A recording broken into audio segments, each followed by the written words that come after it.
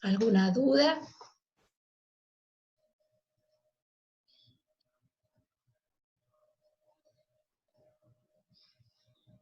Bueno, nadie me pone nada, así que bueno, entiendo que por ahora no hay dudas. Lo que vimos en la clase anterior es la técnica gravimétrica, que consiste en transformar el analito, en la sustancia que yo estoy buscando determinar, a través de una precipitación. Entonces, para ello voy a utilizar un agente precipitante, que lo que va a hacer ese agente precipitante es transformarme el analito en un precipitado que luego de lavado y calcinado se transforma en un compuesto de composición conocida con el cual yo calculo o resuelvo mi problema analítico, que es determinar la composición de una especie que esté en solución. Habíamos visto cómo se forman los precipitados, primeramente nucleación y luego crecimiento, que son dos procesos que siempre existen en forma simultánea y que hacen que un precipitado sea coloidal o un precipitado cristalino. Entonces, manejando las variables de sobresaturación relativa, yo podía, digamos, manejar esas variables para tratar de obtener sólidos cristalinos, porque tienen mayor tamaño, son fáciles de filtrar y son fáciles de filtrar y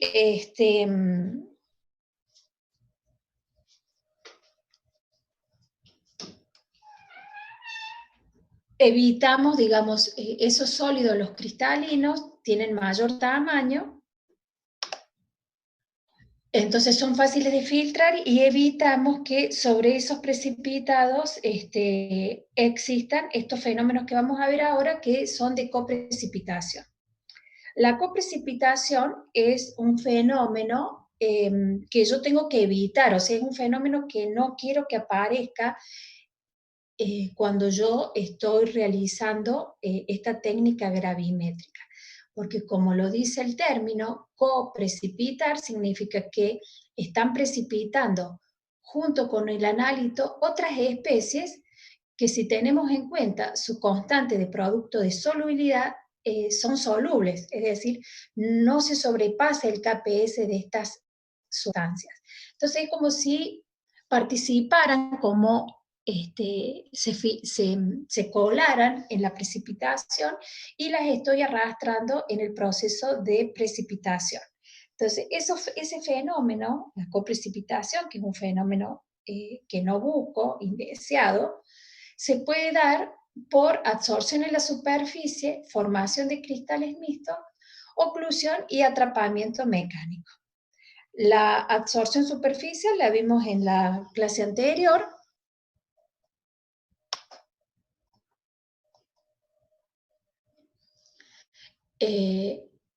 que consiste, digamos, sobre todo se da tanto en sólidos cristalinos como en coloidales, pero los coloidales, al tener alta área superficial, tienen mayor superficie sobre la cual se estarían absorbiendo esas especies contaminantes que están en la solución. En el esquema, en este rectángulo amarillo, ¿no? Las esferitas rojas estarían representando el contaminante, las especies que se están absorbiendo y que precipitan junto con el analito. Entonces, esas esferitas rojas, que serían unas especies que se están absorbiendo en la superficie del sólido que está precipitando, es una especie que, si yo tengo en cuenta su constante de producto de solubilidad, no debería precipitar. Sin embargo, aparece en el precipitado por este fenómeno de absorción. Entonces vimos que la forma de disminuir o evitar este fenómeno de absorción, que no me conviene, es primero el lavado, o sea, una vez que yo tengo el precipitado, lo tengo que lavar con agua destilada. Si es un coloide, voy a agregar un electrolito volátil, de tal forma de eliminar la mayor cantidad posible de esas especies que están absorbidas en la superficie del sólido. Ese es, digamos, cuando vimos las etapas de la técnica gravimétrica, después de la precipitación y la filtración, sigue la etapa de lavado justamente para eliminar estas impurezas que quedan absorbidas sobre el sólido precipitado. Otra forma de eliminar esas especies absorbidas, esto ya lo vimos la clase anterior, es por el reprecipitado. Reprecipitar significa que precipito mi analito y queda absorbida algunas especies que son contaminantes, esas esferitas rojas, lo separo por filtración en el papel de filtro, me queda el sólido con parte del contaminante y lo vuelvo a llevar a solución, es decir, ese sólido precipitado lo vuelvo al analito en solución y lo vuelvo a precipitar, es decir, habría dos precipitaciones. La primera, donde queda absorbida parte del contaminante, lo disuelvo a ese precipitado y realizo una segunda precipitación. En esa segunda precipitación, la concentración de esferitas rojas van a ser mucho menor que en la primera precipitación. Y de esta manera, lo que logro es tener una menor cantidad de contaminante absorbido.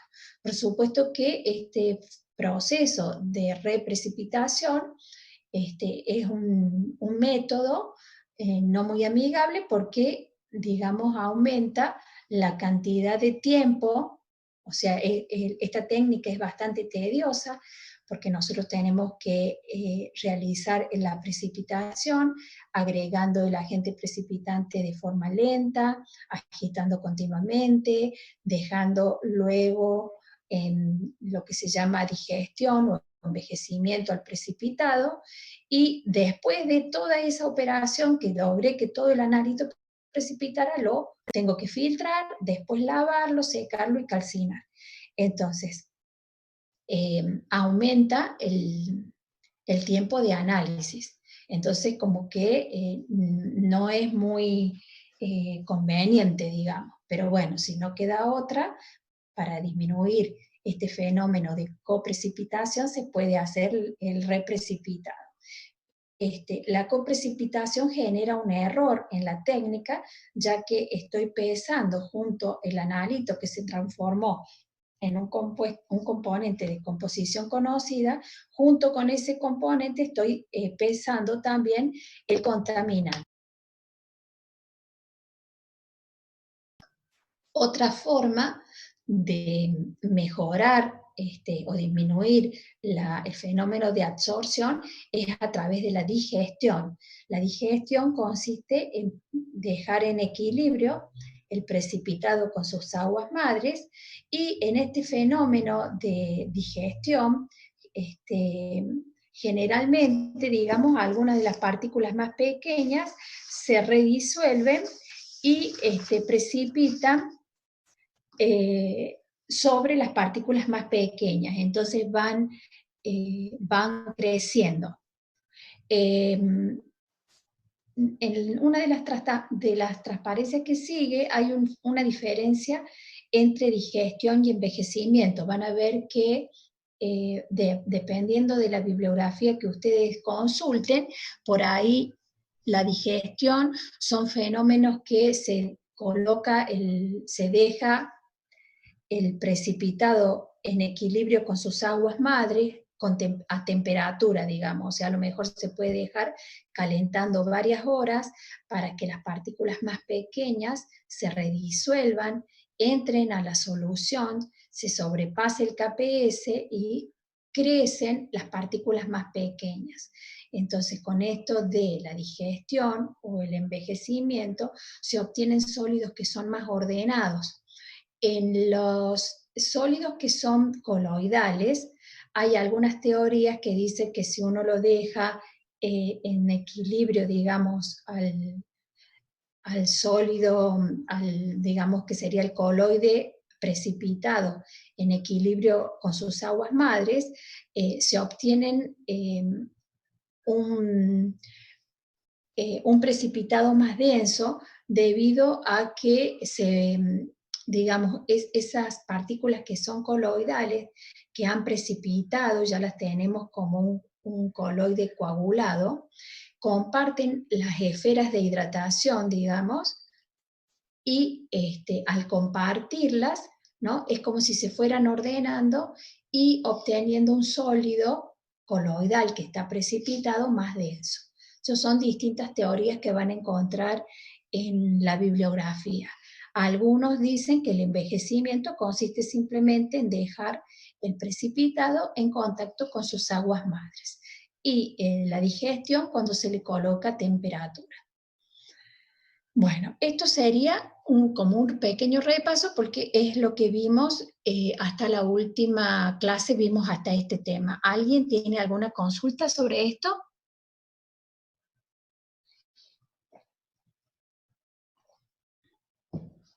Bien, entonces seguimos.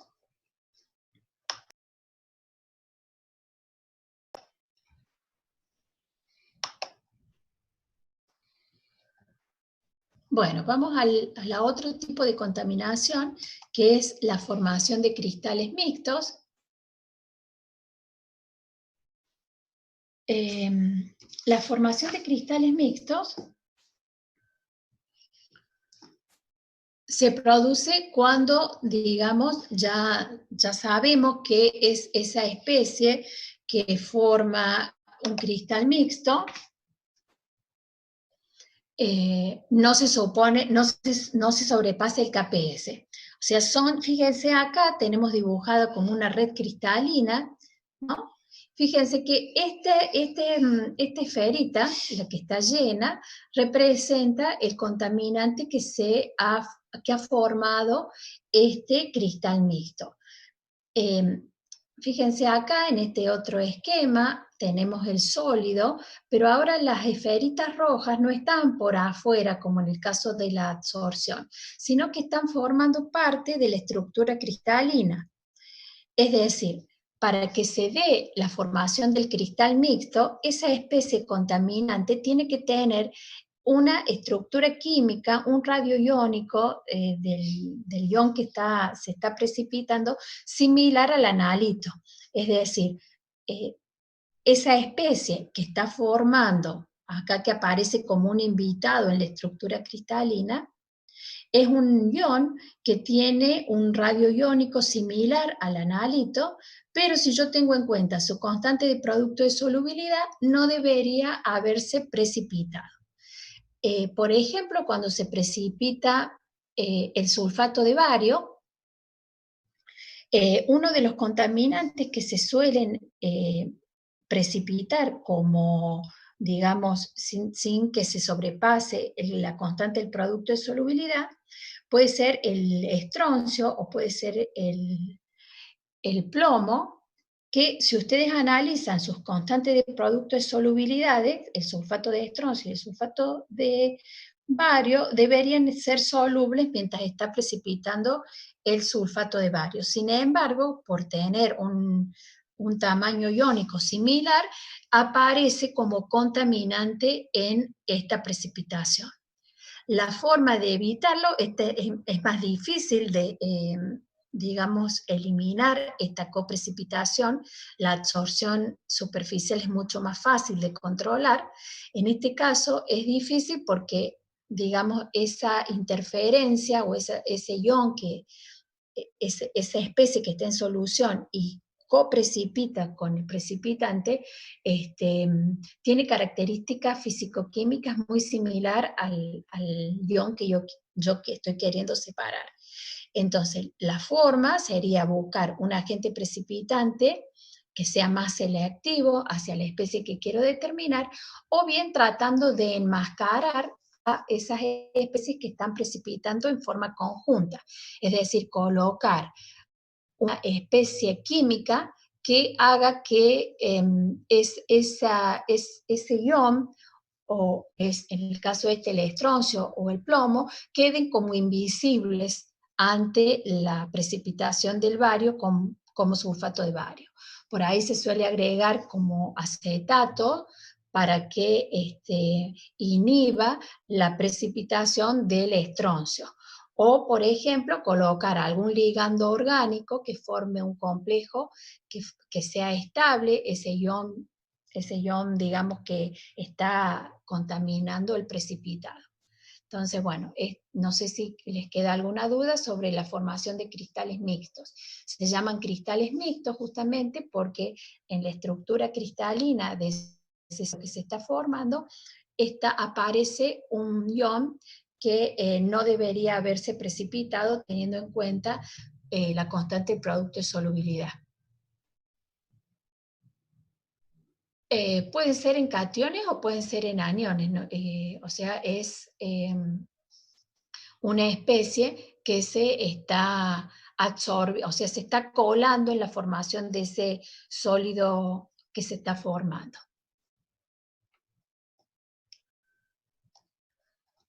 Bueno, el otro tipo de contaminación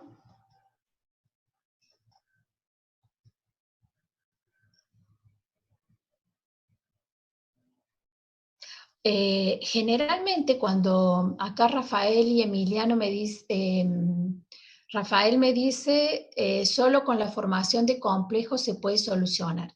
Cuando tenemos iones en solución, los complejos forman complejos que son muy estables. Entonces por ahí el agregado de compuestos orgánicos que formen complejos estables con esas especies que me están contaminando o me están actuando como una interferencia en ese sólido que me está formando, es una solución. Es la más usada, sí, es la más usada por esta razón que te digo, porque son compuestos que son muy estables. Entonces lo que hacen es eliminar esa interferencia. No es fácil conseguir muchos compuestos que cumplan con esta función, ¿no? Bien. Seguimos con la oclusión y el atrapamiento mecánico. Este tipo de coprecipitación o contaminación tiene que ver con la velocidad con la cual se está formando el precipitado. Si yo agrego, ¿se acuerdan que estuvimos hablando cómo formar el precipitado? Si yo agrego el agente precipitante, ¿se acuerdan en la clase anterior? Si lo agrego medio de a golpe, todo junto, el agente precipitante, lo que voy a generar es una gran tensión en el sistema, la sobresaturación relativa se hace muy alta y el sistema trata de equilibrar esa tensión tratando de que se precipite, digamos, lo que está en sobresaturación, el exceso de sustancias que tengo en solución, sobrepasando la constante del producto de solubilidades, va a intentar aliviar esa tensión formando, ¿se acuerdan? Muchos núcleos. Entonces, se formaban muchos núcleos y no le daba la oportunidad de crecimiento. Si el precipitado, digamos, se forman algunos núcleos y la velocidad con que esos núcleos crecen es muy rápida, puede ser que quede aguas madres atrapadas o ocluidas, digamos. En este dibujo, fíjense, si se forma el núcleo y crece rápidamente, fíjense que ahí quedan los contraiones absorbidos.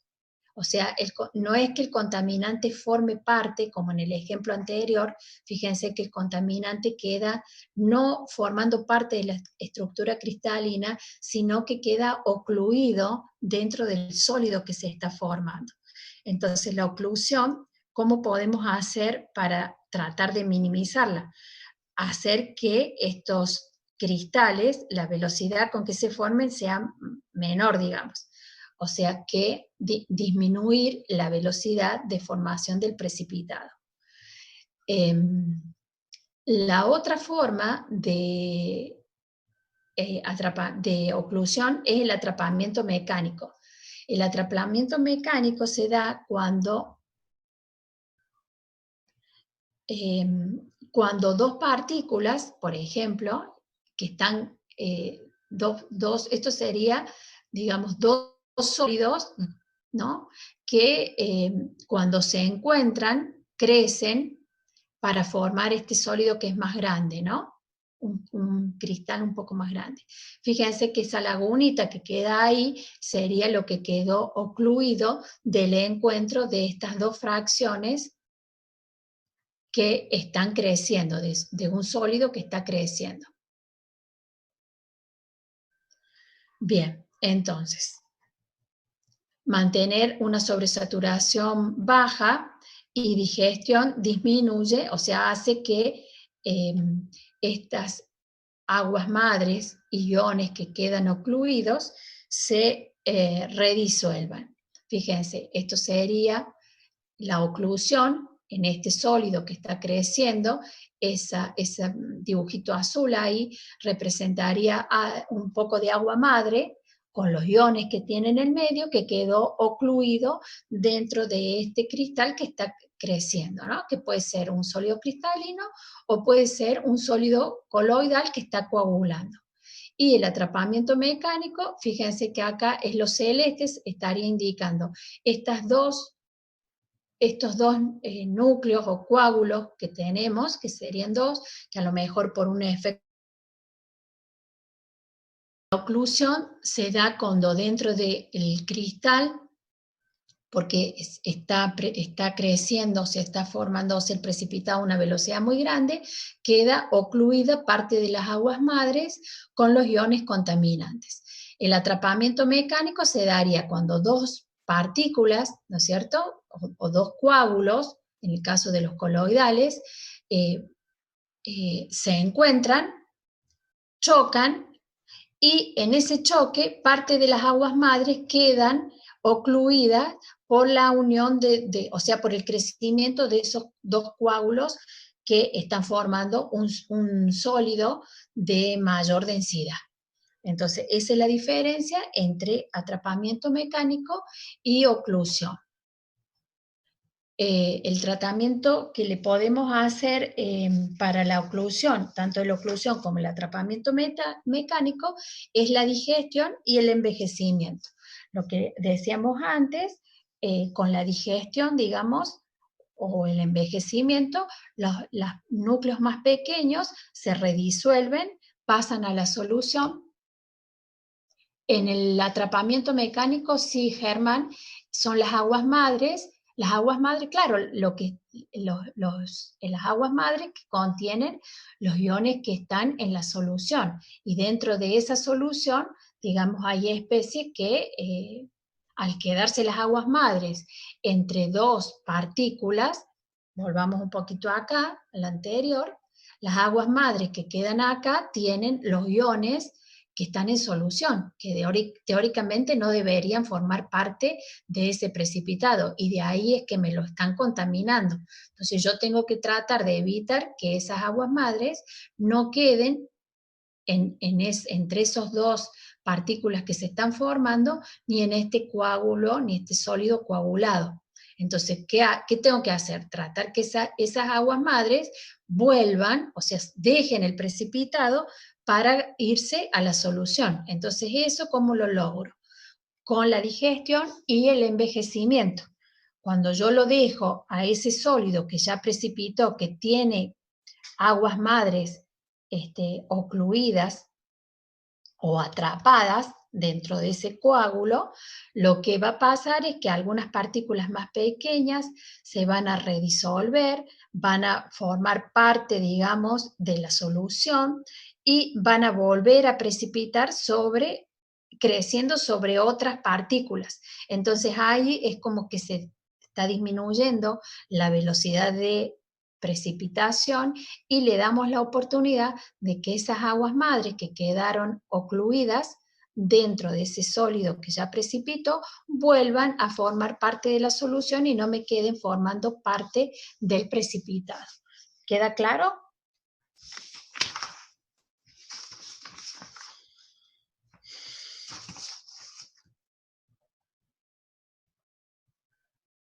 Bueno, entonces tanto la digestión como el envejecimiento que la diferencia entre uno y otro, como ya le decía, por algunos autores, algunos dicen que la digestión es con temperatura y el envejecimiento no. Entonces, lo que se forma son precipitados más densos, en el caso de los coloidales, y si son cristalinos son más ordenados.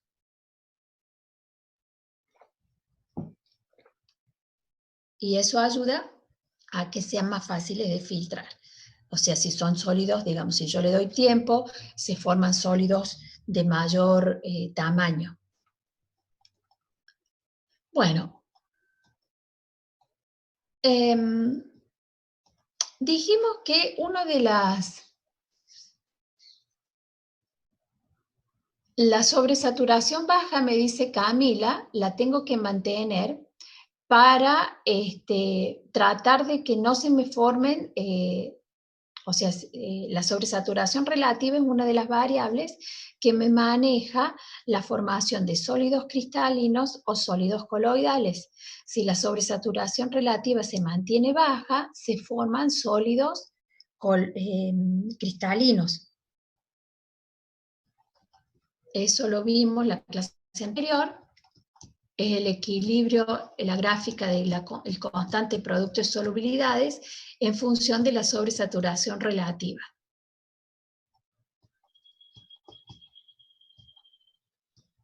Me parece que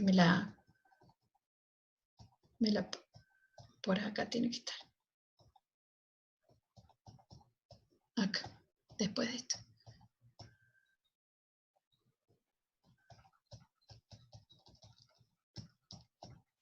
Acá, me parece, ahí está. En el eje de las Y es la constante que maneja los dos fenómenos de nucleación y crecimiento cristalino. Entonces, si la sobresaturación relativa se mantiene baja, que en esta zona, la velocidad de crecimiento es mayor que la velocidad de nucleación y obtengo sólidos cristalinos más que sólidos coloidales.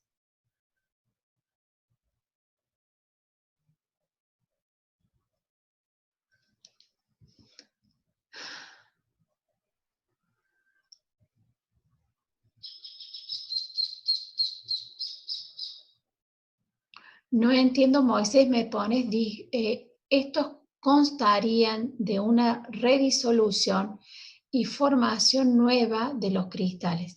O sea, sí, las partículas más pequeñas se redisuelven y precipitan sobre los núcleos formando un sólido que es más ordenado. En el caso de los sólidos coloidales se dicen que tienen los coloides la posibilidad de compartir las capas de contraión y eso hace que disminuya el volumen de la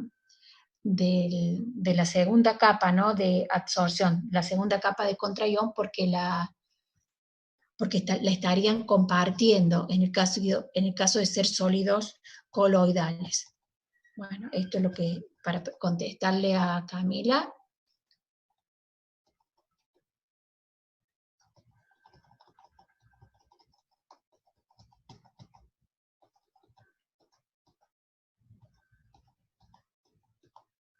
Bueno, estábamos acá en la oclusión y atrapamiento mecánico. Si yo mantengo una sobresaturación baja y le doy la posibilidad de digestión, lo que hago es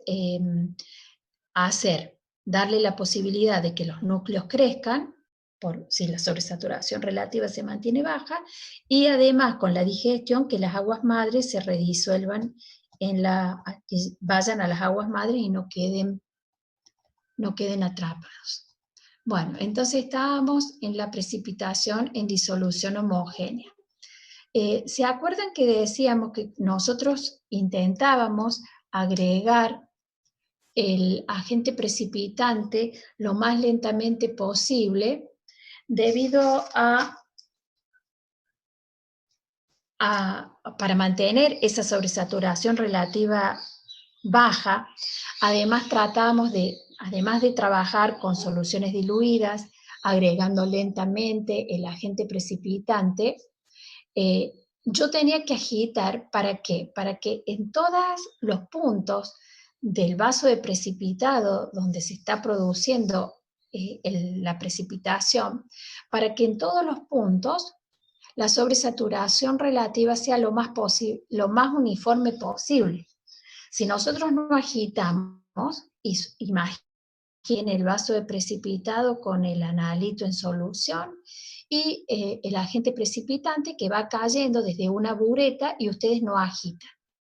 En la zona donde cae, en la parte central de ese vaso de precipitado, donde cae el agente precipitante, la sobresaturación relativa en ese punto va a ser muy alta, porque voy a tener una gran concentración de agente precipitante. Entonces, en donde cae la gota, la concentración del agente precipitante va a ser alta, mientras que en las paredes de ese vaso de precipitado, la concentración de ese agente precipitante va a ser baja, porque digamos, va a difundir, o sea, por un fenómeno de difusión se va a ir hacia las paredes de ese vaso de precipitado y hacia el fondo. Entonces, si yo agito, entonces voy a tener como en ese vaso de precipitado imaginario, en el centro donde está cayendo el agente precipitante, la sobresaturación relativa va a ser muy alta.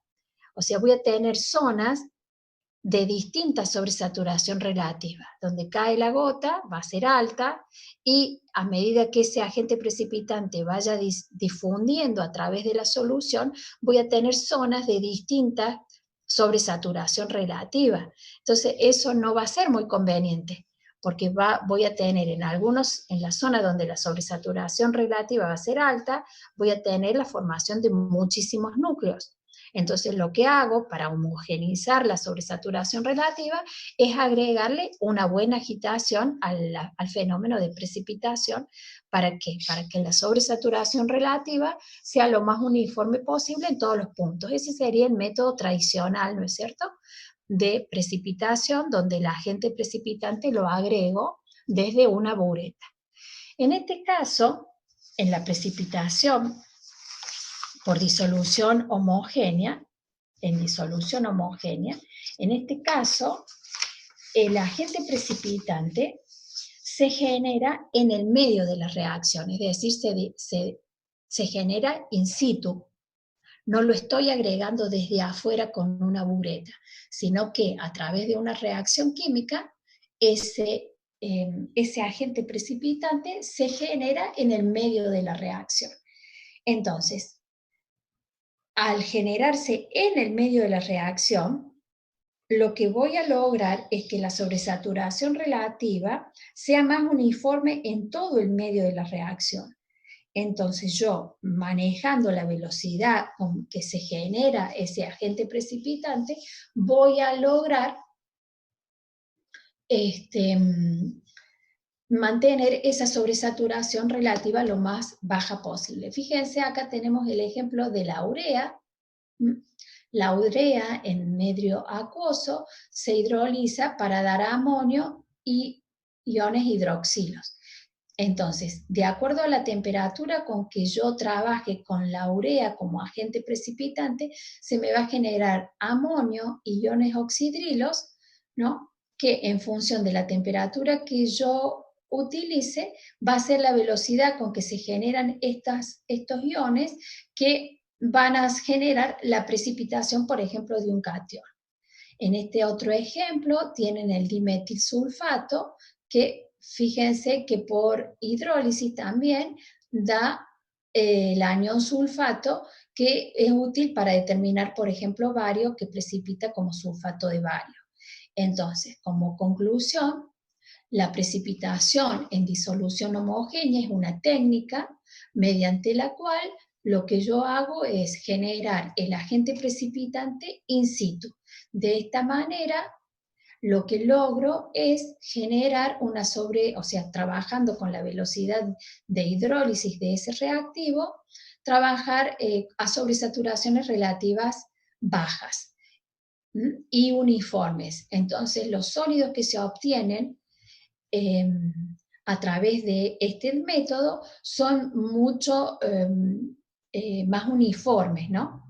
Tienen un mayor tamaño de partícula y son, como les dije, más uniformes. ¿Alguna duda hasta ahí?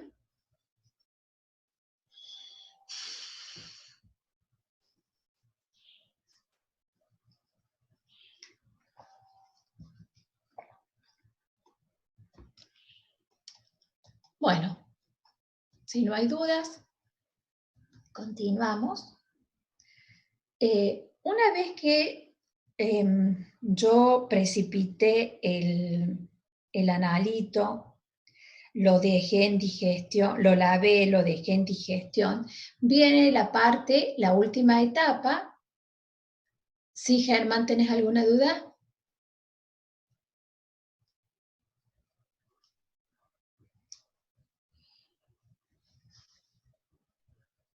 Bueno, una vez que se forma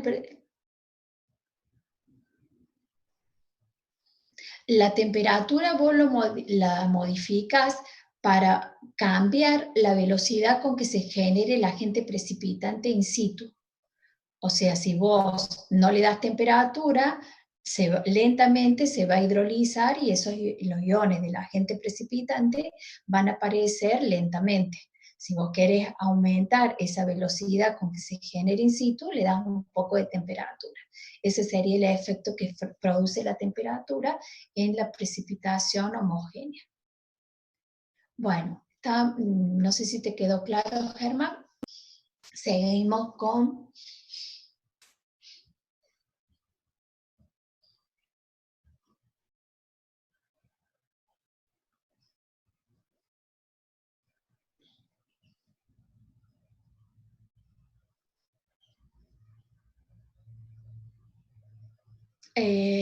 reacciones en competencia, o sea, si el agente titulante que se está generando in situ precipita con el analito y con otras especies contaminantes, y sí, ese fenómeno va a existir, porque digamos, es un fenómeno de coprecipitación. La coprecipitación se va a dar cuando vos tenés el analito y un contaminante, una especie que, que pueda precipitar junto con tu analito.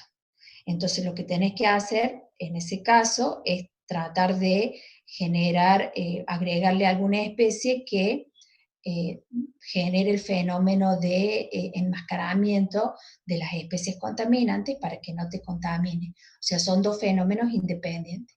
Por un lado está la generación del agente precipitante in situ y por el otro está la coprecipitación. Son dos fenómenos que van por vías paralelas. Bien.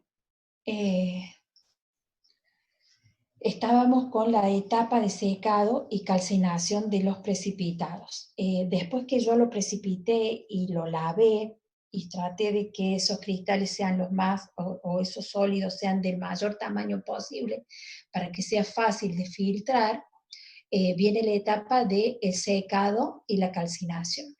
El secado lo que tiene por finalidad es eliminar el exceso de solvente, es decir, sacarle el agua y los electrolitos volátiles que pueda haber llegado a utilizar. Y por otro lado, generar un peso constante del precipitado. En esta etapa hay que tener mucho cuidado porque cuando ustedes filtran, ¿no? Después del filtrado, utilizan papel de filtro para separar el sólido de las aguas madres, digamos. Enjuagan, el proceso de enjuagado se realiza ahí dentro del papel de filtro, dentro del papel de filtro está el sólido precipitado. Entonces hay que tener cuidado de que ese papel de filtro, antes de de llevarlo al precipitado a calcinación, que la calcinación tiene por objeto llegar a a un compuesto de composición conocida y eliminar un compuesto que sea estable. Por ejemplo, fíjense en esta gráfica, esta de acá, del oxalato de calcio.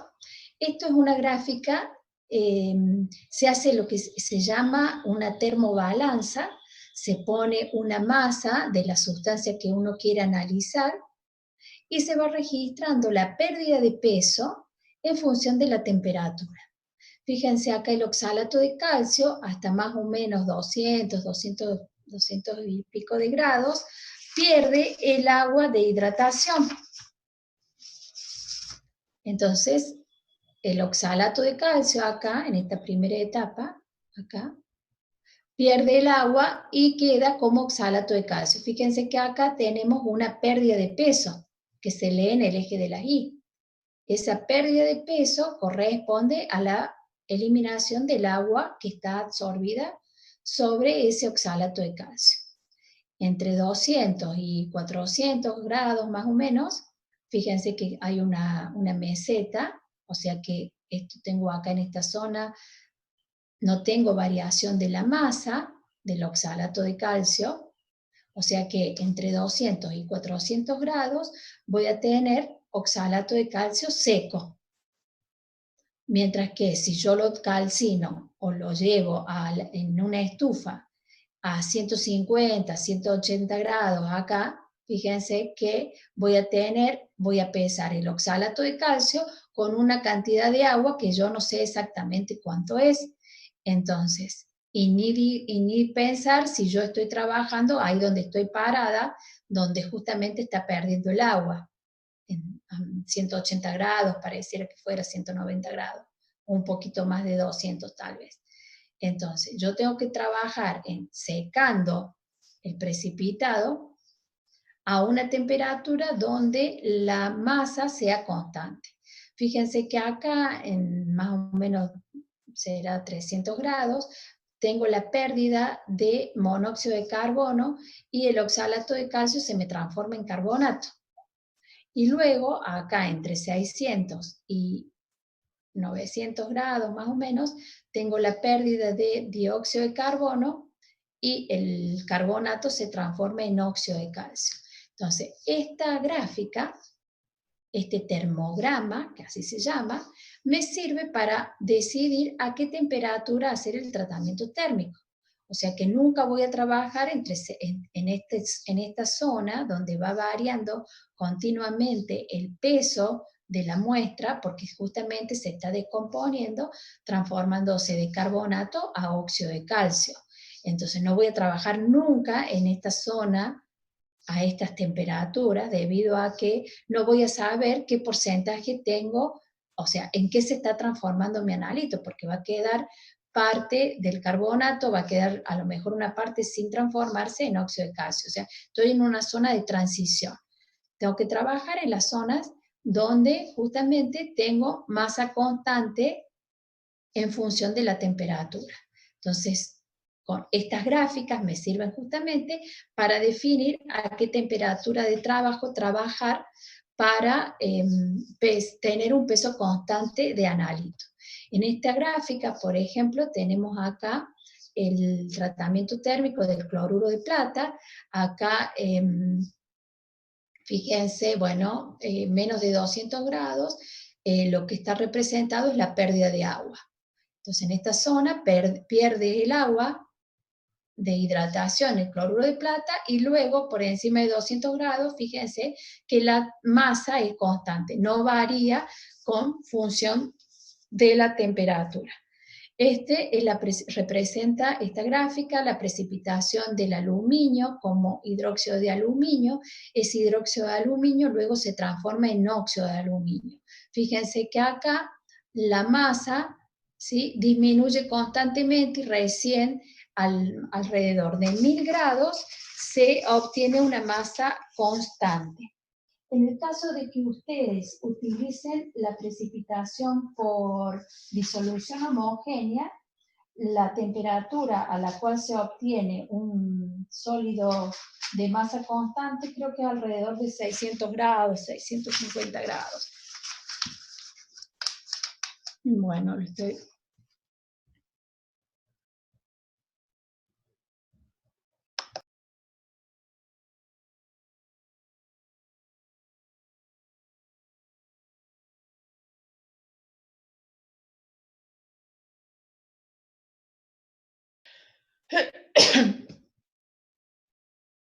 Sí, lo estaba buscando, más o menos son, si uno compara el óxido de aluminio obtenido por precipitación, esta sería la precipitación tradicional, que fíjense que recién por encima de 1000 grados, el hidróxido de aluminio se transforma en un óxido de masa constante.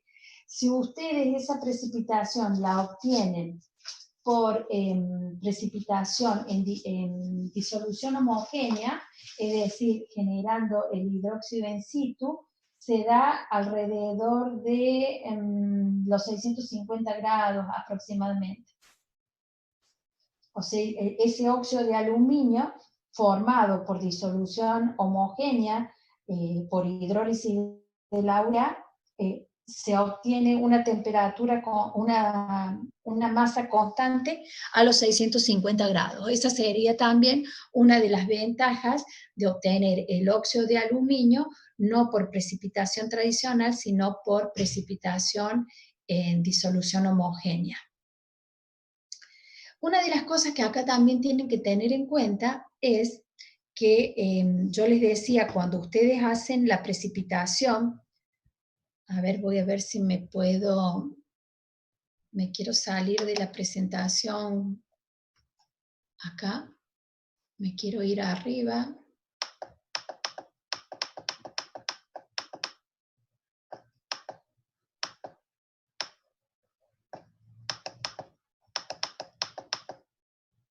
Acá. Cuando ustedes están haciendo la precipitación, después que cuando en esta gráfica está representada la filtración. Están filtrando ahí, haciendo ese trasvase cuantitativo del sólido que precipitó en el vaso de precipitado. Después viene el lavado, que sería la purificación. Y después de la purificación viene el tratamiento térmico. Ustedes acá en el filtro, en el papel de filtro, que lo tienen, existen distintos tipos de papel de filtro con distintos tamaños de poro, ¿sí? Las filtraciones rápidas se hacen en papeles de filtro de poro grande, las filtraciones más lentas se hacen en papel de filtro de tamaño más pequeño. Las filtraciones en tamaño de poro más pequeño tienen la finalidad de que parte del precipitado no se me vaya acá con las aguas madres. Entonces me demora más la filtración, pero me aseguro de que el precipitado, el sólido, me queda acá retenido en el papel de filtro. Después que ustedes separan el sólido de las aguas madres, lo que hay que hacer, un error muy común es, después del lavado, este papel de filtro, así como está con el sólido, llevarlo a la mufla. Y eso es muy arriesgado, ¿por qué? Porque hay sustancias que se reducen catalizadas por el carbón que genera el papel de filtro. Entonces, antes de la calcinación hay que tener el cuidado de llevar a cenizas el papel de filtro. Eso se hace arriba de un mechero Bunsen, donde se pone en una cápsula, se dobla este papel de filtro como si fuera un saquito, digamos, o sea, se hace como a ver cómo no encuentro la palabra, se hace como si fuera un saquito de té, digamos, o sea, se enrosca el papel, no lo toco, sino que lo hago con la varilla de vidrio, lo trato de formar como un cuadradito de todo esto, ¿sí? Enrollarlo sobre sí mismo, lo pongo sobre un crisol, claro, sí, se reduce el tamaño, lo que hago es hacerlo más chiquito a ese papel de filtro, hacerlo como si fuera un sobrecito más chiquito, lo pongo sobre un crisol, le doy temperatura con el mechero Bunsen y lo voy transformando, digamos, lo voy quemando, sofocando, o sea, sofocándolo con un vidrio reloj, o sea, no se me tiene que quemar el papel, sino que lo tengo que llevar a cenizas para evitar que si yo lo pongo así al papel de filtro dentro de la mufla, a elevadas temperaturas, ese papel de filtro se va a quemar, se va a transformar en carbono y ese carbono puede generar reducción de algunas especies. Por ejemplo, el sulfato en presencia de carbono se reduce a sulfuro. Entonces, si yo estoy precipitando bario como sulfato y estoy pensando que lo estoy pesando como sulfato de bario, si yo no tuve cuidado en esta última etapa del secado de la muestra y no llevé a cenizas el papel de filtro, en la mufla parte del papel de filtro se me va a transformar en carbono y ese carbono me va a catalizar la reducción del sulfato de bario. En vez de sulfato de bario voy a estar pesando una parte como sulfuro de bario. Entonces, esto lo que me va a generar es un error en la técnica, porque yo voy a hacer las cuentas gravimétricas como si todo el sólido se hubiera transformado en sulfato de bario y en realidad una parte va a ser sulfuro de bario.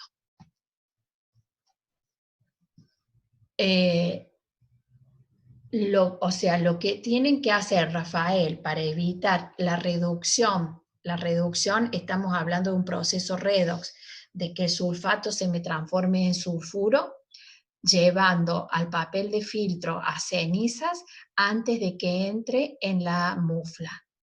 De esta manera, yo me aseguro que no me queda nada de carbono. O sea, el papel de filtro tiene que ser reducido a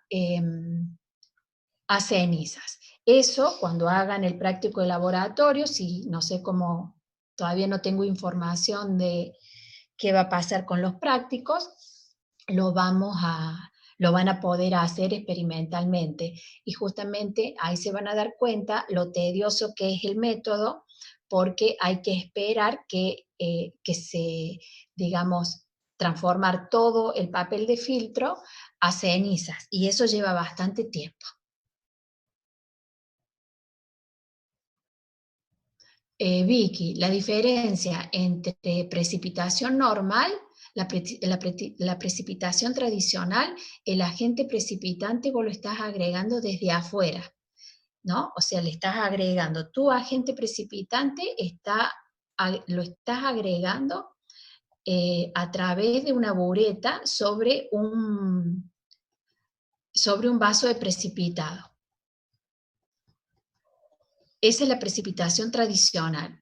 Y en la precipitación en disolución homogénea, vos no agregás el agente precipitante de afuera, como por ejemplo si vos querés precipitar bario, le agregás desde afuera, desde una bureta, sulfato de bario. En vez de hacer eso, en la precipitación en disolución homogénea, el sulfato se genera in situ, que es este, ¿ves?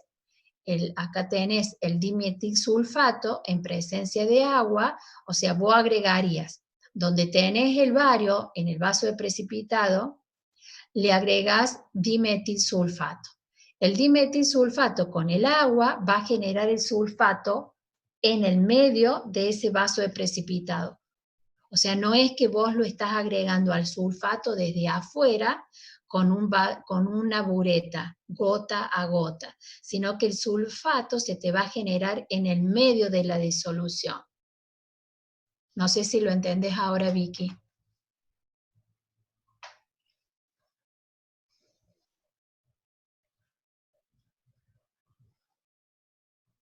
Ok, bueno, en 5 minutos se nos está cortando. Habíamos quedado, esa es una parte importante, eso de no quemar el papel de filtro, genera, estábamos acá, genera, es uno de los errores más comunes de esta técnica, de no llevar a cenizas el papel de filtro. De esa manera, si yo no llevo a ceniza el papel de filtro, lo que se produce es que parte del analito entra en un proceso redox con ese carbono que queda ahí, y lo que yo estoy haciendo es considerando que todo lo que pesé es sulfato, y en realidad una parte puede llegar a ser sulfuro porque se redujo con el carbono. El otro error que suele tener la técnica es no dejar, o sea, pesar los crisoles calientes. Lo que hay que hacer después del tratamiento térmico, después que yo utilicé la estufa, la mufla, por ejemplo, si calcino a 300, 400, 500 grados, tengo que apagar la mufla y dejar que llegue por lo menos a unos 200 grados antes de abrirla. Y luego de ese crisol que utilicé para el tratamiento térmico, o sea, primero tengo que pesar el crisol antes de poner el papel de filtro. Después que yo hice la precipitación, pongo el papel de filtro, lo llevo a la mufla, digamos, antes de llevar el papel de filtro a cenizas, tengo que pesar el crisol. Pongo el papel de filtro en forma de sobre, lo seco en un mechero Bunsen, llevo el papel de filtro a cenizas y recién en esa situación lo meto a la mufla. Después que le hice el tratamiento térmico, supongamos 300, 400 grados, apago la mufla, dejo que la temperatura baje a unos 200 grados, saco el crisol y lo llevo a que se enfríe a una campana de secación. En esa campana de secación, que tiene una humedad controlada, cuando llega a temperatura ambiente, recién ahí me voy a la balanza. Nunca voy a pesar ese crisol en caliente, como ya les comenté la clase anterior. Esos son los errores más comunes que se cometen en este tipo de técnicas. En estas transparencias que siguen, les he puesto algunos ejemplos de los distintos tipos de agentes precipitantes. Tenemos algunos agentes precipitantes inorgánicos, que como dice acá, son poco selectivos. Eso indica que pueden precipitar varios iones o conjuntos de iones junto con el analito, que esos que me generan contaminación. Después tenemos los agentes precipitantes orgánicos, que son especies que son más selectivas, ¿sí? Forman compuestos, fíjense acá, por ejemplo, la hidroxiquinoleína es específica para el magnesio y forma este precipitado que es muy selectivo para este compuesto y es bastante estable. Entonces, son mucho más selectivos que los compuestos inorgánicos. Bueno, ahí tienen una tablita donde están los distintos tipos de precipitantes inorgánicos. Está la especie que yo quiero analizar, el agente precipitante y la forma sobre la cual precipita y las interferencias. Esto es a título informativo para que ustedes se familiaricen con la técnica. Bueno, se está cortando, así que me vuelvo a conectar.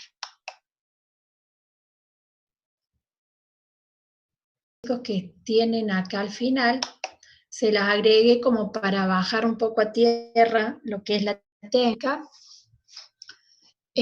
Acá, digamos, en esta tabla tienen la especie que uno quiere analizar, el agente precipitante, cómo precipitaría, en qué forma y cuáles son las especies que, si están en el medio, actuarían como interferencia. ¿Qué significa? Que van a coprecipitar con estas especies también. Entonces, si yo tengo alguna de estas especies, tengo que tratar de digamos, buscar alguna fuente que me las elimine. O sea que me las enmascare para que el sistema no me las vea.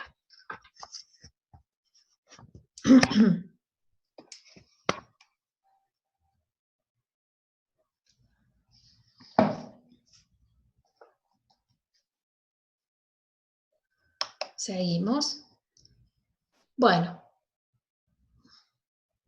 este método gravimétrico, no necesita estandarización. Cuando hablamos de estandarización, estamos hablando de que no necesito un patrón para calibrar. Simplemente lo que sí tengo que calibrar es una balanza, porque este método se requiere pesada.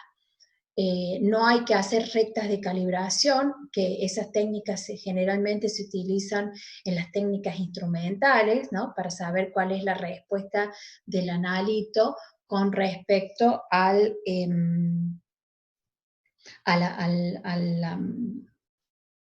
la función que el instrumento me está devolviendo como medida. Entonces, generalmente cuando yo utilizo cualquier instrumento, necesito hacer una recta de calibración donde grafico en el eje de las X la concentración de un patrón y en el eje de las Y se representa la respuesta del instrumento ante ese analito. En este caso, no necesito curvas de calibración.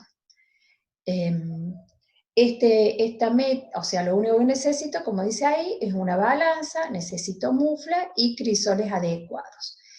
Esto es ideal para cuando analizamos pocas muestras, porque si son muestras repetidas, se demora mucho tiempo, ¿no? Para esta determinación. Bueno, acá tenemos unos ejemplos de gravimetría.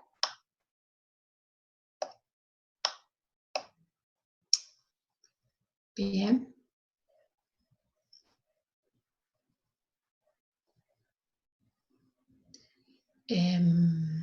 Vamos a leerlo. El primer ejercicio dice una muestra de 0,48 gramos de un mineral de hierro se disolvió. No es ese. A ver, ¿qué pasa? Que tengo acá espérenme que tengo el chat. Ahí está, más chiquitito. Dice, a elevadas temperaturas, el bicarbonato se convierte cuantitativamente en carbonato de sodio. Si al calcinar una muestra de 0,3592 gramos que contenía bicarbonato de sodio e impurezas no volátiles, se obtuvo un residuo que pesaba 0,2362, calcular el porcentaje de pureza en la muestra. Bueno, acá es importante que, lo primero, el bicarbonato se convierte en carbonato de sodio. Si yo peso una muestra, mi muestra problema pesa 0,3592, tenía bicarbonato e impurezas que no son volátiles. Si las impurezas no son volátiles, significa que el tratamiento térmico no les va a afectar. O sea, esas impurezas que están en los 0,3592 gramos, luego del tratamiento térmico van a continuar en este 0,2362 que yo peso al final de la reacción. Entonces,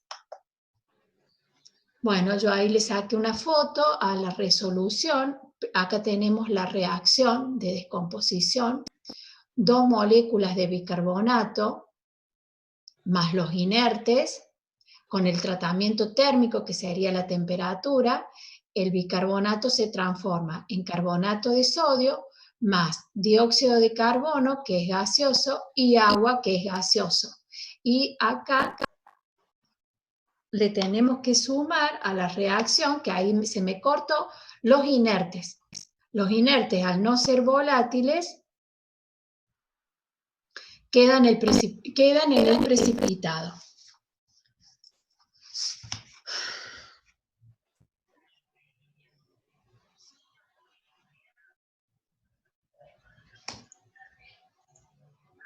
Bueno, entonces, los datos que me dieron es que al inicio de la reacción, antes de hacer el tratamiento, tengo el sólido pesa 0,3592. Y luego de hacer el tratamiento térmico, pesa 0,2362. Entonces, esa diferencia entre lo que pesaba inicialmente y luego de la calcinación son 0,123 gramos. Esos 0,123 gramos corresponden a lo que se fue, a lo que fue volátil. ¿Qué es lo que se fue? El dióxido de carbono y el agua que se volatilizó. Entonces, yo justo en este ejemplo no puedo hacer los cálculos con lo que queda después del tratamiento térmico, porque lo que queda es carbonato de sodio más las impurezas, que no sé cuánto es. Entonces, en este ejemplo, voy a resolver cuánto bicarbonato tenía en la muestra por lo que se fue, o sea, por los volátiles que se fueron, que es dióxido de carbono y agua. Entonces, el factor gravimétrico para este ejemplo, que lo que yo quiero conocer es los gramos de bicarbonato de sodio, yo sé que por 2 moles de bicarbonato de sodio se me genera 1 mol de dióxido y 1 mol de agua. Entonces, si yo sé que se me produjeron 0,123 gramos de dióxido de carbono y agua, el factor gravimétrico va a ser igual a 2 veces el peso molecular del bicarbonato dividido el peso molecular del dióxido de carbono más el peso molecular del agua. ¿Por qué? Porque los gramos de bicarbonato lo voy a calcular como esto, que sería el factor gravimétrico, multiplicado por los gramos de dióxido de carbono y de agua que se va. O sea, esto con esto son equivalentes. Entonces me va a quedar gramos de bicarbonato. Entonces, los gramos de bicarbonato va a ser igual a 2 veces el peso molecular del bicarbonato dividido el peso molecular del dióxido más el del agua por la cantidad de dióxido de carbono y agua que se generó, que para este ejemplo es 0,123. Multiplicado por 100 me da que la cantidad de bicarbonato de sodio es 92% y los inertes no volátiles representan el 7,24%. ¿Alguna duda sobre este ejercicio?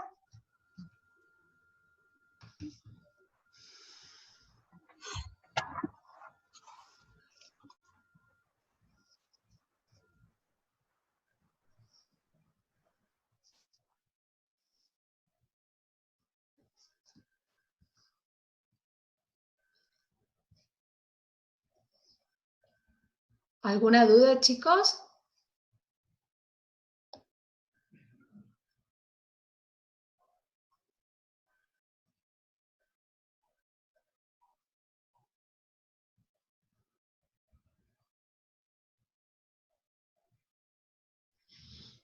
Bueno, por un lado, Luciano, ¿cómo te das cuenta que te tenés que, es lo que justamente expliqué?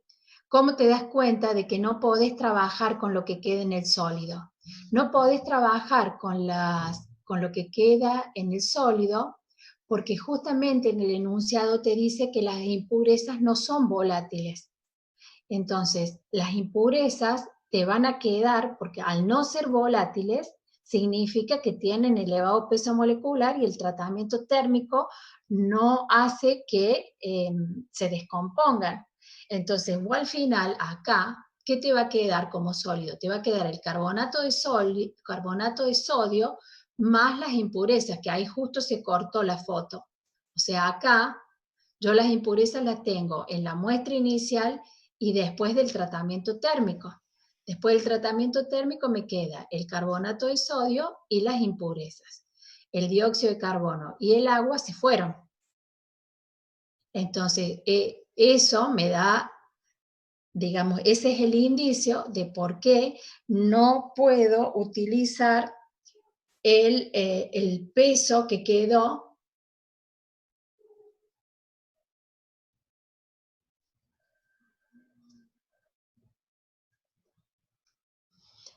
en el enunciado te dice: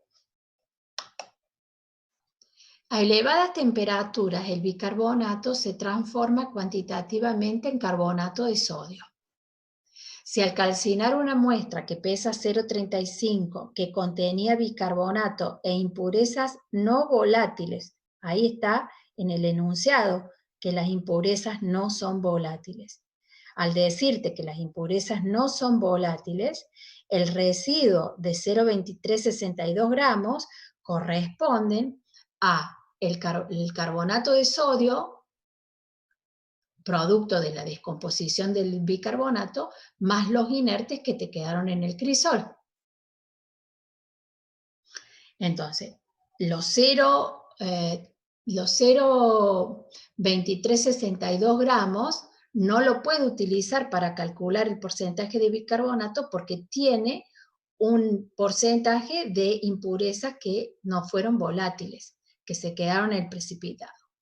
Me había preguntado cómo el que repitiera lo del factor gravimétrico. O sea, lo primero que hago es analizar el problema. No lo puedo resolver por el peso de lo que me quedó, porque me quedó bicarbonato de sodio, acá, más los inertes. Entonces, ¿cómo lo puedo resolver? Lo puedo resolver en función de lo que se me descompone. ¿Qué se me va? Se me va el dióxido de carbono y el agua. Acá en la ecuación está. Entonces, cada 2 moles de bicarbonato se me genera 1 mol de dióxido y 1 mol de agua que se me va. Entonces, si yo tengo el peso de la muestra, que era 0,35 gramos, y después del proceso de calcinación pesa 0,23, lo que se fue son 0,123 gramos. ¿A qué corresponden? Al dióxido de carbono y el agua. Entonces, esta es la punta del ovillo para resolver el problema, teniendo en cuenta que 2 moles de bicarbonato genera 1 mol de dióxido y 1 mol de agua. Entonces, el factor gravimétrico, recuerden que yo lo defino en función de es lo que yo estoy buscando dividido lo que pesaba. En este caso no peso el dióxido de carbono y el agua, pero por diferencia puedo saber cuánto dióxido de carbono y cuánta agua se evaporó o se fue por el proceso térmico. Entonces el factor gravimétrico va a ser 2 veces el peso molecular del bicarbonato dividido el peso molecular del dióxido de carbono y el agua. Este factor gravimétrico lo multiplico por lo que yo pesé, que en este caso es una pesada por diferencia. Estoy haciendo una gravimetría por volatilización, es decir, en función de lo que se fue, que fue el dióxido de carbono y el agua, voy a resolver cuánto bicarbonato tenía. ¿Estamos? ¿Alguna duda sobre este ejercicio?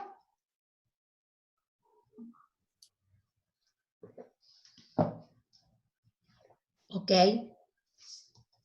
Vamos al que sigue.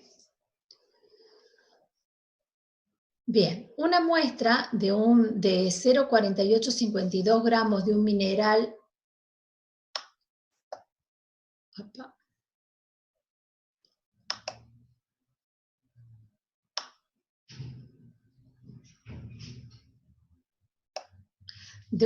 de hierro se disolvió en medio ácido. O sea, fíjense acá, tienen una muestra de un mineral es un sólido. Para poder analizarlo, lo primero que tengo que hacer es llevarlo a solución. Entonces lo que se hace es disolverlo en medio ácido. Eso sería hacerle se suele llamar digestión. Entonces se le hace la digestión, se lo lleva a solución.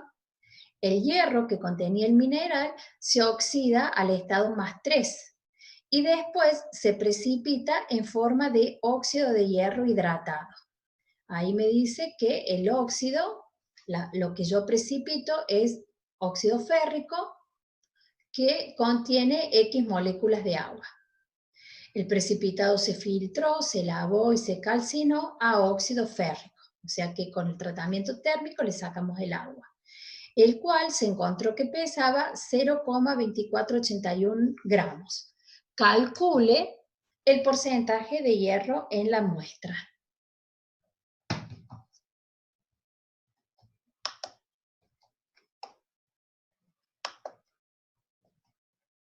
Bueno, entonces acá lo primero que tenemos que plantear es la reacción.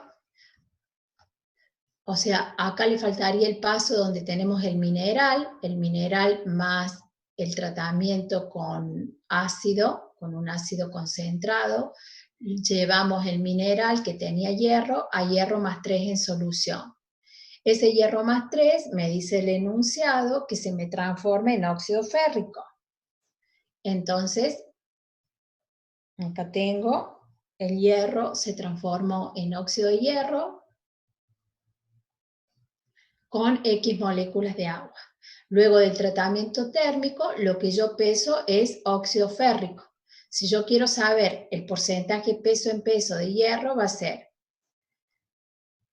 el factor gravimétrico por los gramos de la sustancia pesada, que es óxido férrico, divididos los gramos de la muestra por 100. El factor gravimétrico va a ser igual a, nosotros acá sería la sustancia que estamos buscando, que es el hierro, dividido lo que se pesó, que es óxido férrico, para que se mantenga el equilibrio químico, la equivalencia química al hierro del número, al peso atómico del hierro lo tengo que multiplicar por 2 para que tengamos 2 de hierro en el numerador y 2 de hierro, 2 moles de átomo de hierro en el denominador.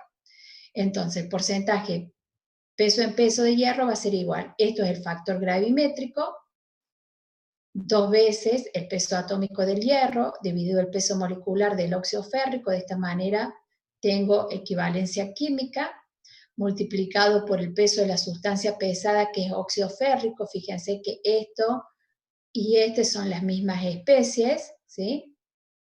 Dividido los gramos de la muestra por 100.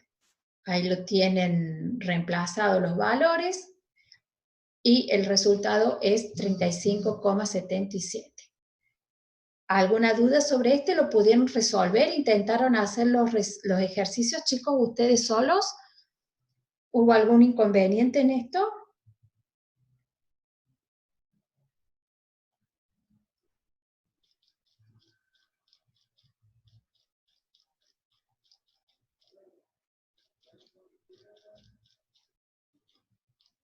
¿Salieron? No sé si alguien tiene alguna duda que me quiera preguntar.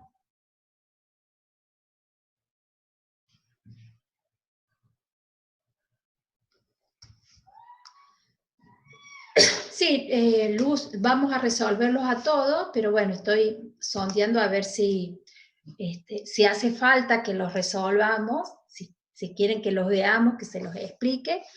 Quiero también darles un tiempito por si alguien quiere preguntar para no ir tan rápido. ¿Hay alguna duda sobre este? Si quieren que se los explique, no hay ningún inconveniente. Bueno, si no hay dudas con el segundo, pasamos al tercero y Luz, ahí vos podés preguntar.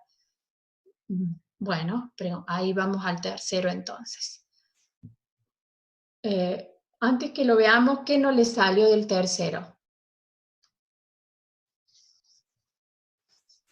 Le pregunto a Luz y a Rafael.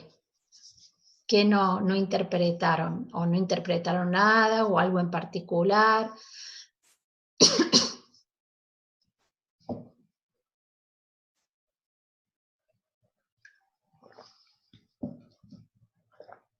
Bien. Antes que pasemos al tercero, les quiero decir que en el segundo, esta es una forma más simplificada de resolver este ejercicio. Si ustedes plantean la regla de 3, que tal vez con Jorgelina ella se los explica con regla de 3, hemos quedado de acuerdo que a mí me gusta más hacerlo con el factor gravimétrico. Ella lo plantea con las ecuaciones para que ustedes lo vean más fácilmente. O sea, son dos maneras de resolver estos ejercicios que son en realidad complementarias. Ustedes elijan la que les resulte más cómodo. Ya te contesto, Camila, lo que me estás preguntando. O sea, les estaba diciendo de que a mí me gusta más resolver los ejercicios a través del factor gravimétrico, porque con el factor gravimétrico a mí no me hace falta saber qué pasó en el medio del tratamiento térmico. El hierro, ¿qué le pasó acá en este medio? Lo que necesito es saber lo que tenía inicialmente y lo que tenía al final. O sea, de lo que parto a lo que se transforma. Y buscar a través del factor gravimétrico la equivalencia química del analito de la especie que estoy buscando. De esa manera, si yo no sé cómo es la reacción de precipitación y del tratamiento térmico, me es más fácil hacer los cálculos para resolver la composición del analito. Jorgelina lo que le plantea es la regla de 3, que es decir, con 2 moles de hierro más 3 obtengo 1 mol de óxido férrico. Con X moles, con X gramos, o con X gramos de analito, ¿no es cierto? Esos gramos por lo que se pesó dividido el peso de la muestra, van a llegar al mismo resultado. Entonces, lo pueden hacer usando el factor gravimétrico o utilizando regla de 3. Entonces, lo hacemos justamente de 2 maneras diferentes para que ustedes elijan cuál es la forma que les queda más cómodo para resolverlos. Recuerden que siempre en estequiometría hay más de una manera de resolver los ejercicios. Hay alguien que tiene abierto el micrófono.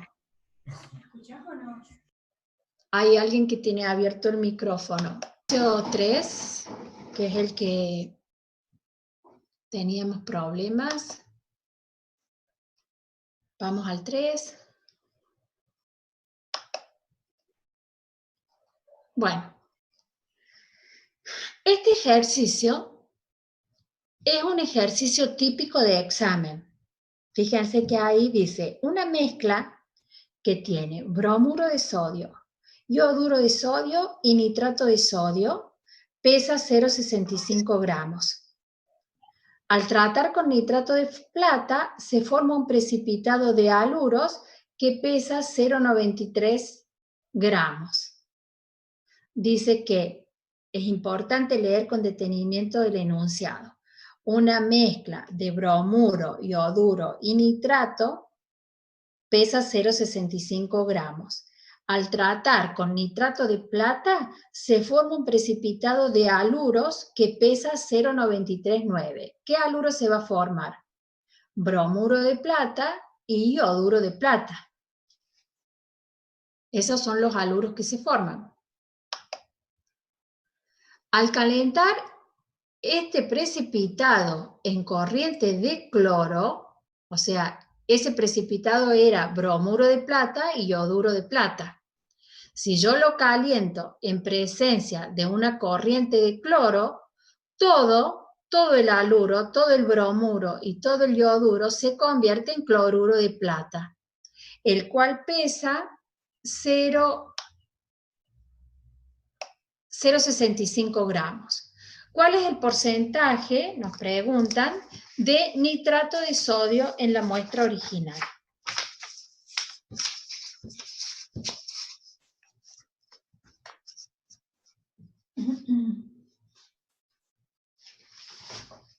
Bueno, vamos al sistema de ecuaciones. Quería tener el enunciado a mano, pero no lo encuentro.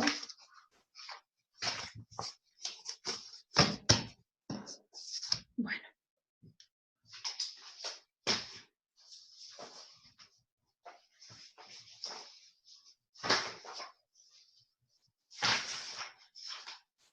Acá lo tengo.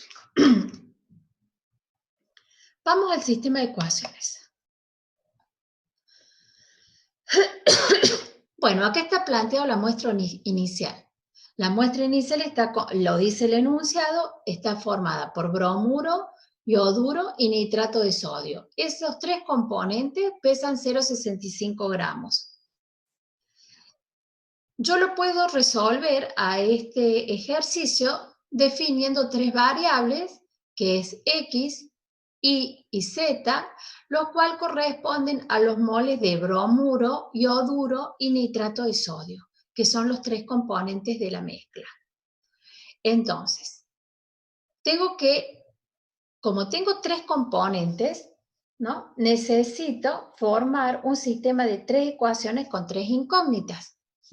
La primera que escribo, a mí, bueno, me resulta más cómodo trabajar con moles, pero bien podrían haber definido en vez de moles, gramos de bromuro de sodio, gramos de yoduro de sodio y gramos de nitrato de sodio. O sea, lo pueden resolver como gramos o como moles. A mí me resulta más cómodo trabajar con moles. Entonces, en la primera ecuación digo, si yo tengo X moles de bromuro de sodio, lo multiplico por el peso molecular del bromuro de sodio, esto me representa los gramos de bromuro de sodio.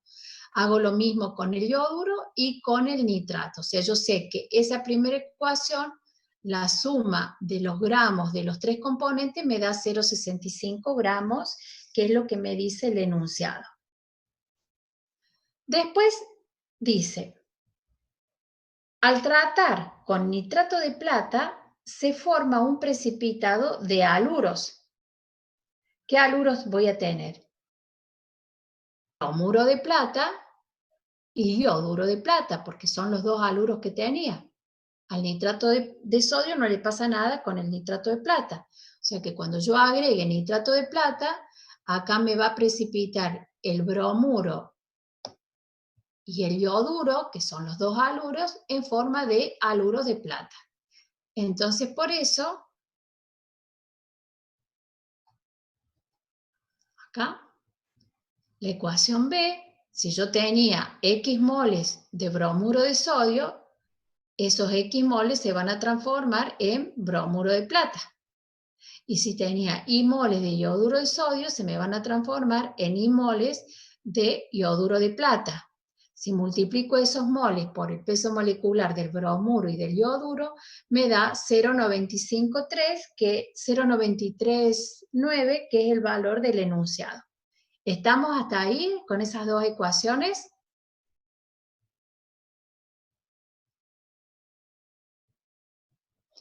Bueno, espero que estén ahí. No veo a nadie que escriba. Bárbaro. Bien. La última ecuación dice, al calentar ese precipitado, el precipitado era de bromuro de plata y yoduro de plata. Lo caliento en una corriente de cloro, todo se convierte en cloruro de plata. Entonces, los moles que tenía de bromuro y los moles que tenía de yoduro, ambos se transforman en cloruro de plata. Entonces, X, que son los moles del bromuro, más I, que son los moles del yoduro, multiplicado por el peso molecular del cloruro de plata, me da 0,656, que esa es la tercera ecuación.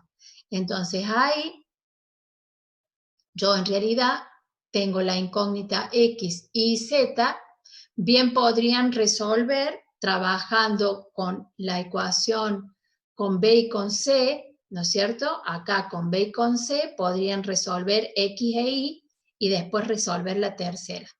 Entonces acá, uy, se me fue, acá, resuelven ese sistema de tres ecuaciones con tres incógnitas y sacan los moles de X, los moles de Y y los moles de Z.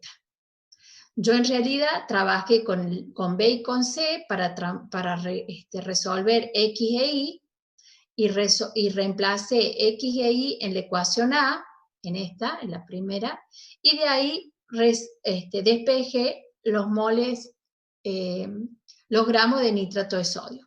Pero directamente si resuelven X y Z, Z, que son los moles de nitrato de sodio por el peso molecular, ya tendrían los gramos de nitrato de sodio dividido 0,65 por 100, les daría directamente los 15,43, que es el porcentaje de nitrato de sodio. No sé, ¿alguna pregunta? Esto es una forma, esta es trabajando en moles. También lo podrían haber hecho el sistema de ecuaciones en gramos.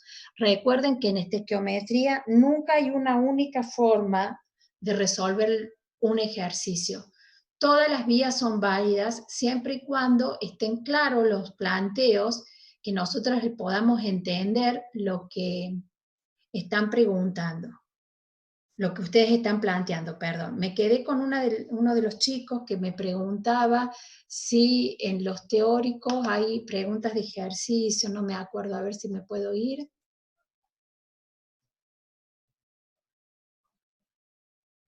Es la relación con el cloruro de plata que me decías que no.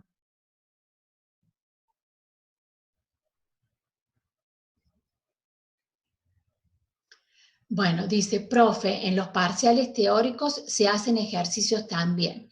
La modalidad que nosotros hemos tenido hasta el momento, porque no sé cómo vamos a actuar ahora con esta situación especial de la pandemia,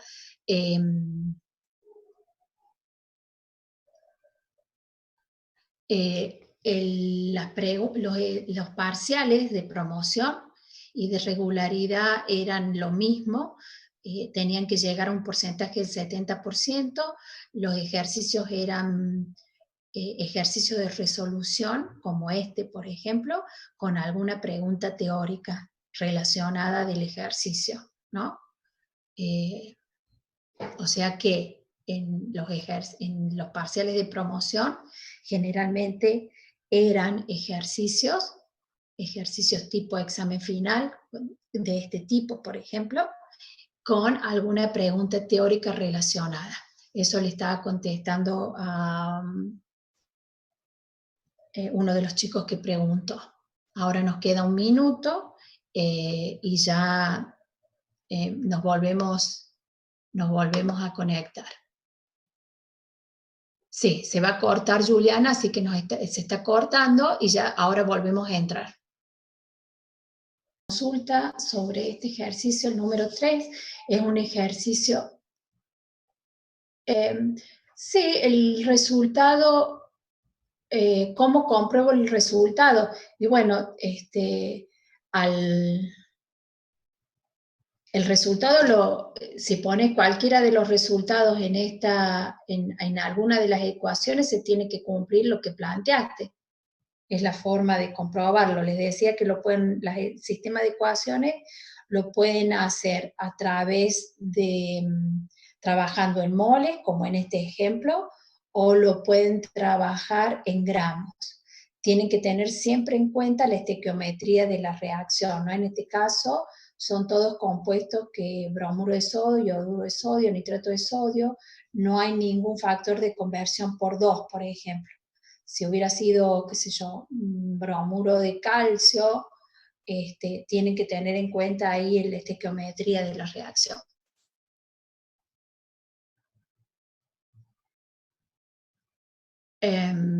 Sí, acá la forma de comprobar los Rafaeles es comprobando alguno de los sistemas de ecuaciones. Bueno, les continuamos. ¿Alguien? ¿Cómo compro el resultado? Es que no te puede dar un valor negativo. Si te da un valor negativo, hay una ecuación que está mal planteada. Si te da un valor negativo, significa que hay una de las ecuaciones que está planteada mal o resolviste mal el sistema de ecuaciones. No te puede dar negativo. Bueno, esto está resuelto en moles. Si ustedes lo quisieran hacer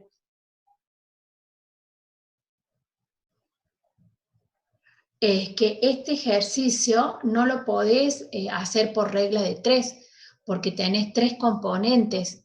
Entonces, sí o sí tenés que hacer, Adrián, un sistema de ecuaciones.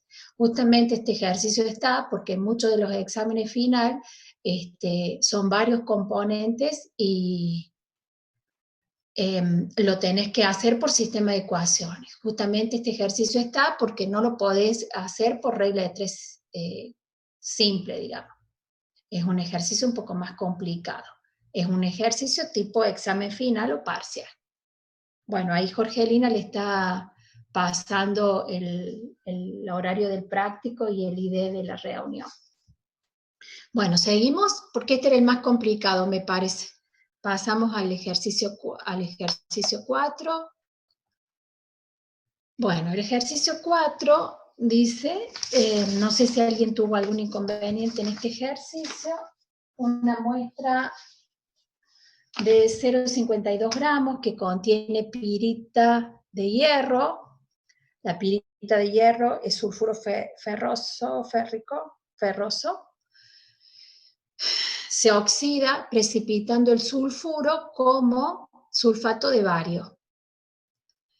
Si se obtienen, este justamente es un ejercicio que se los puse porque fíjense que en un ejercicio de gravimetría se puede evaluar también lo que es error, ¿no? Fíjense que dice se obtienen, le da el error de la pesada, que está en el último dígito, 0,525-50 gramos de la muestra problema, dice más menos 0,001 gramos. Se obtienen 0,42 más menos 0,001 gramos de sulfato de bario. Determine el porcentaje de pirita de hierro en la muestra. Acá le faltaría expresando el resultado solo con las cifras significativas.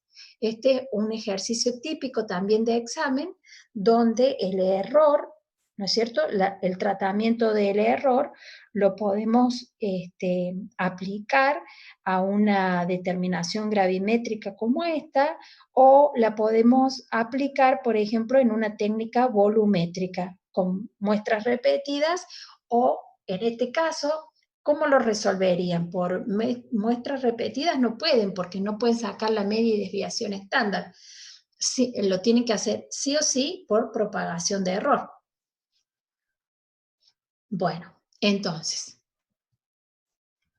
ahí tenemos la representación del ejercicio, la pirita, que es sulfuro ferroso, se oxida, no hace falta que ustedes sepan que se oxida a sulfato, o sea, no hace falta que lo escriban, pero bueno, ahí en el enunciado dice, se oxida precipitando el sulfato, o sea, el sulfuro precipita como sulfato de bario.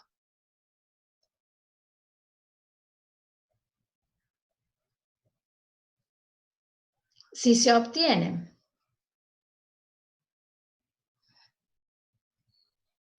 bueno, ahí el precipitante yo le puse que podría ser cloruro de bario, es el agente precipitante para precipitar ese sulfato como sulfato de bario. El agente precipitante ahí es cloruro de bario.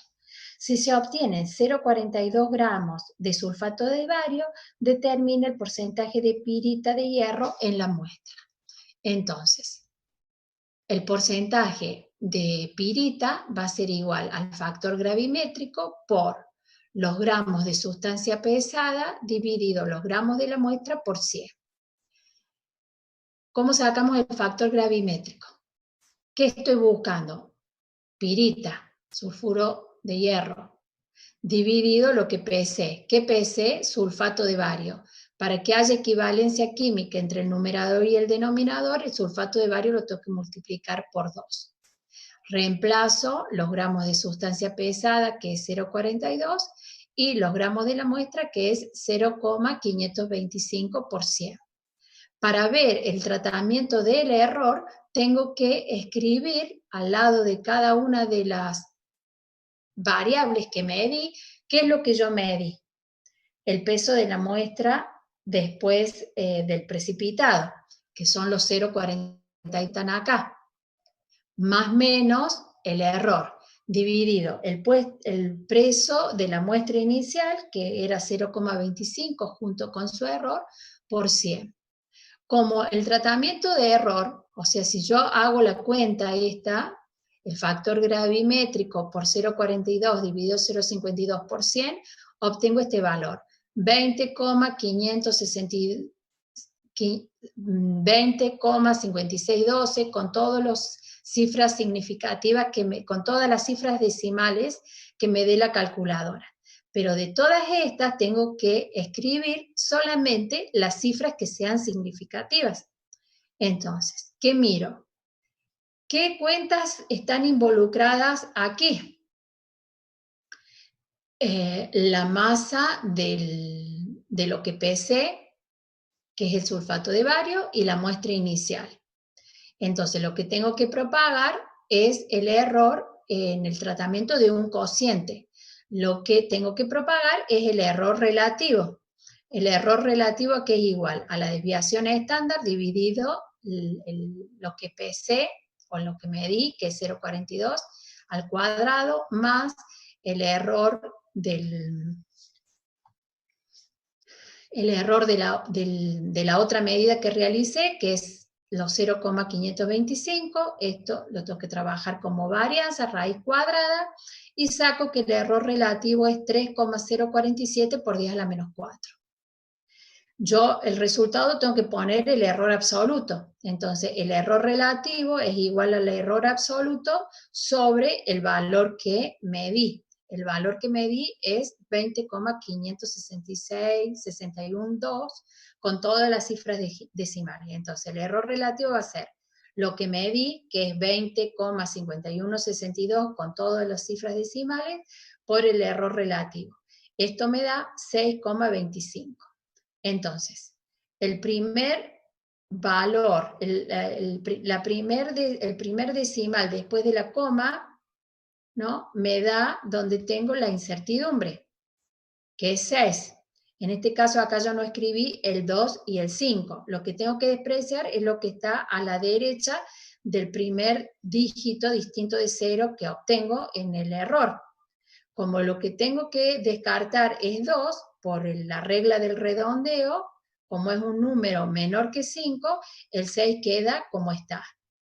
Entonces el error del resultado es 0,006. Entonces esta posición del 6 me indica la posición de la última cifra significativa del resultado. O sea, tengo 3 dígitos en el error, tengo que tener 3 dígitos después de la coma en el resultado. Como el resultado es 20,561,2, lo que tengo que despreciar a la derecha del 1 es el 2, que es un número menor que 0, entonces el resultado es 20,561. Entonces, justamente este ejercicio es un ejercicio combinado de error con datos gravimétricos, por ejemplo. ¿Alguna duda, chicos, de acá? O sea, en un solo ejercicio podemos valorar 2 temas. ¿Alguna duda? En un parcial, claro, Rafael.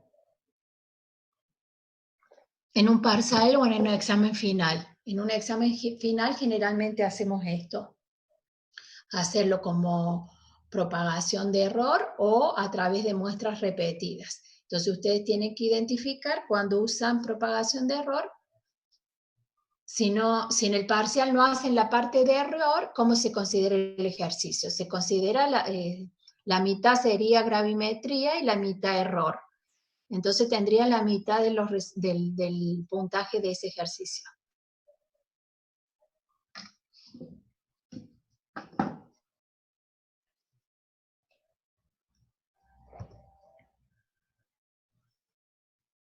Bueno, ¿alguna duda, chicos, hasta ahí?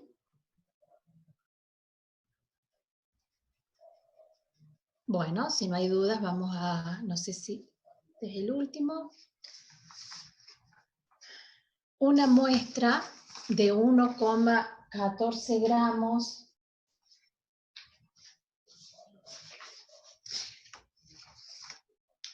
que contiene cloruro se disolvió en medio ácido y luego se le añadieron 0,6447 gramos de dióxido de manganeso, dando lugar a la siguiente reacción. dióxido de manganeso más 2 moles de cloruro más 4 protones dan lugar a manganeso más 2 más cloro gaseoso más agua. Después de completarse la reacción, el exceso de dióxido de manganeso se lavó y se secó, obteniéndose 0,3521 gramos. Exprese el resultado de este análisis en términos del porcentaje de cloruro de potasio. ¿Alguien lo pudo hacer? ¿Tienen alguna duda sobre esto?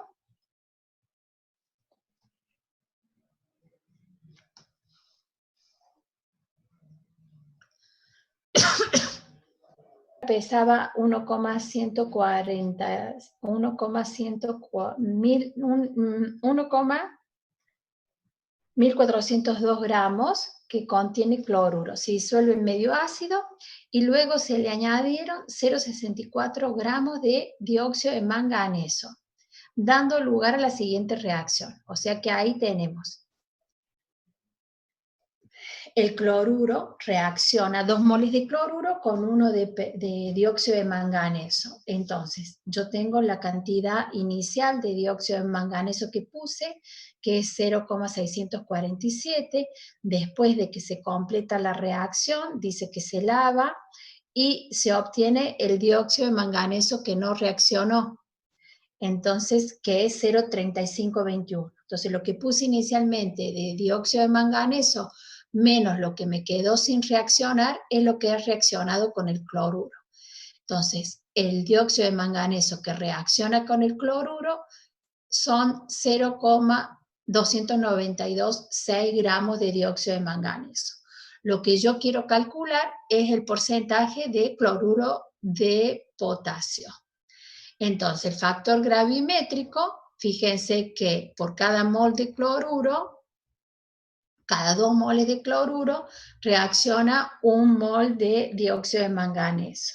Entonces, el factor gravimétrico va a ser igual a 2 veces el peso molecular del cloruro de potasio dividido el peso molecular del dióxido de manganeso.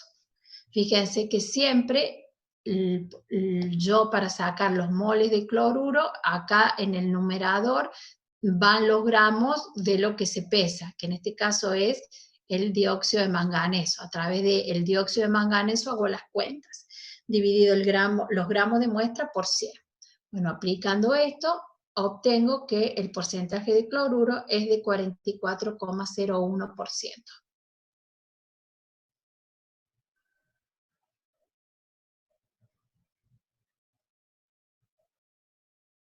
Preguntas. El 2 es el factor gravimétrico, ¿sí? El factor gravimétrico, porque vos tenés acá 2 moles de cloruro, ¿sí?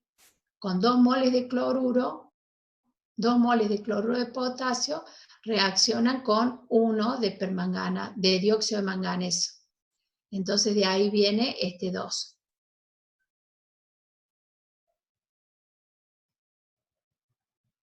Valencia química que hablábamos. Sobre estos ejercicios, en un examen final, se le puede preguntar alguna característica, cómo haría la determinación, cómo hace digamos, no sé, el tratamiento térmico, cómo agrega el agente precipitante, cómo elige el agente precipitante, qué precauciones tiene que tener en el método. O sea, sobre el ejercicio se le agregan algunas preguntas de lo que vimos en la parte teórica. No sé si tienen alguna preguntita más, si no estaríamos dejando, nos estaríamos viendo el próximo lunes con la parte de, en el ejercicio 3, no, si vos trabajás en gramos, no necesitas multiplicar por el peso molecular, porque en el ejercicio 3 aparece el peso molecular porque justamente estoy trabajando en moles. Los moles por el peso molecular los estoy transformando en gramos. O sea que cada uno de estos términos representan los gramos de bromuro de sodio, los gramos de yoduro de sodio y los gramos del nitrato de sodio. Por eso multiplico por el peso molecular, porque estoy trabajando en moles. Si estás trabajando en gramos, no necesitas multiplicar por peso, vas a tener otro sistema de ecuación, o sea, el sistema de ecuación que vas a presentar si trabajas en gramos, no va a ser este, pero va a tener una cierta relación, va a ser similar a esto. Nada más que vos vas a definir como variable los gramos y no los moles. También vas a tener que tener en cuenta las relaciones estequiométricas. Bueno, el próximo lunes vamos a empezar con volumetría de precipitación, porque es bastante similar a lo que hemos visto, nada más que en vez de medir una masa, medimos un volumen. Les he subido en el autogestión de la facultad las transparencias que no tienen los ejercicios resueltos propuestos, porque no tuve tiempo, lo estuve mirando ahora a la tarde, así que en el transcurso de martes y miércoles,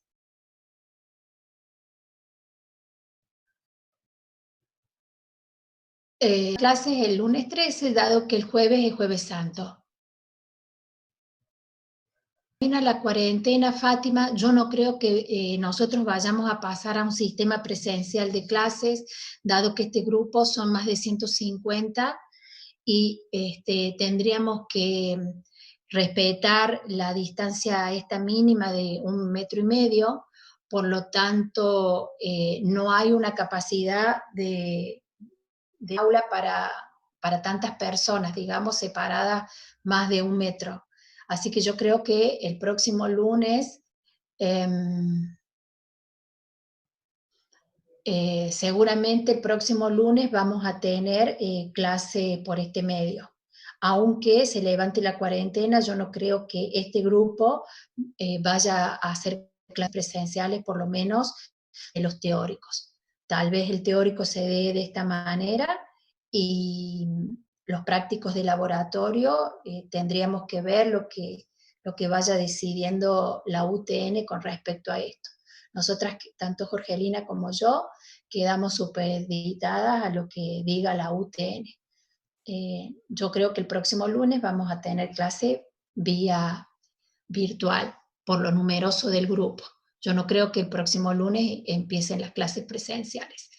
De todas maneras, el esfuerzo que estamos haciendo tanto Jorgelina como yo es que ustedes no pierdan el cuatrimestre, vamos muy bien en los tiempos. Este jueves no hay clase, chicos, porque es Jueves Santo.